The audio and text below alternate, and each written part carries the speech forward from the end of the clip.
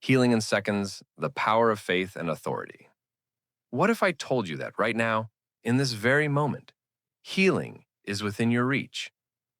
That no matter what sickness has attacked your body, no matter how many years you have suffered, there is a divine power that can restore you instantly? I'm not here tonight to entertain you with stories or theories. I'm here to share a truth that has changed countless lives, a truth that has turned hopeless cases into powerful testimonies. There's a kind of prayer that does not take months, weeks, or even days to work. A prayer that, when spoken with unwavering faith, releases the supernatural power of God to heal in seconds. Maybe you've prayed before and felt nothing. Maybe you've been told that healing is always a slow process. But let me ask you, when Jesus healed the sick, did they wait weeks to recover? Number: the blind received their sight instantly. The lame began walking immediately. The woman with the issue of blood was healed the moment she touched his garment. This same power is alive today. If you've ever doubted that healing can happen instantly, I challenge you. Open your heart, silence your doubts, and listen closely.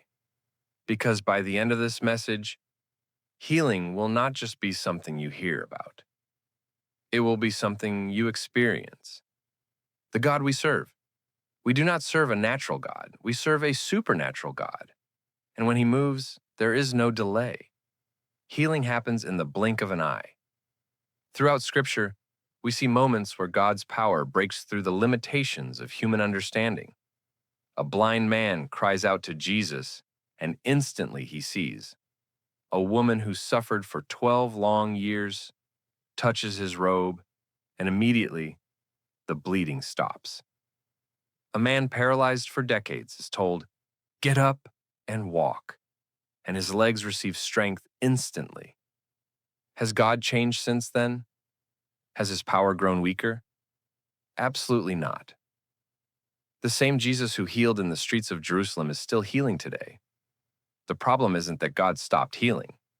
It's that we've stopped believing. We've been conditioned to think that healing is a process rather than a moment. But when faith meets the power of God, there is no process, only transformation. Authority over sickness. Some of you here tonight are battling illness. Maybe you've carried pain for years. Maybe the doctors have said there is no cure. But hear me. There is a name greater than cancer, stronger than heart disease, more powerful than any diagnosis. The name of Jesus. When we call upon His name, sickness has no choice but to bow.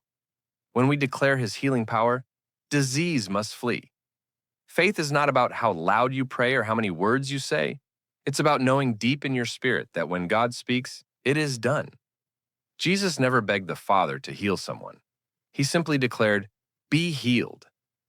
And in that very moment, healing came. That's the kind of prayer we need to pray. A prayer of authority, not of uncertainty. I remember a man bedridden for years. Doctors had given up hope. But one day someone prayed over him. Not a timid, unsure prayer, but a bold declaration. "In the name of Jesus, rise up and walk." And in seconds, strength came to his legs.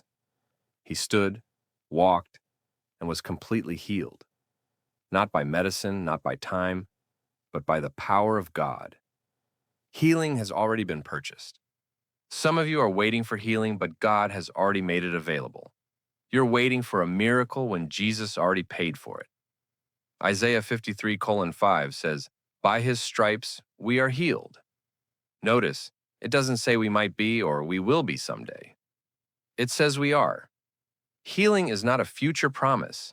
It's a present reality. You don't have to wait for the perfect moment, the perfect service, or the right minister to lay hands on you. The same Jesus who healed with a word is here right now. And all it takes is one moment of faith, one prayer of authority, to see disease disappear in seconds.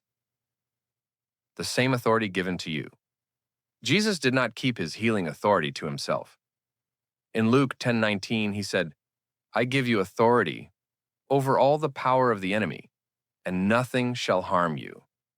In Mark 16:18, he promised, "They will lay hands on the sick and they will recover." But many believers don't walk in that authority. They pray as if healing is a maybe, hoping God is in a good mood today. But Jesus didn't tell us to ask sickness politely to leave. He said, "Speak to the mountain and it will move." That's what Peter and John did in Acts 3. They met a man crippled from birth who was begging for money. Peter said, "Silver and gold I do not have, but what I have I give you. In the name of Jesus Christ, rise up and walk." And instantly, his feet and ankles became strong. He jumped up and began to walk and praise God. Peter didn't stop to check if it was God's will. He already knew it was. And that same authority belongs to you. Faith in action.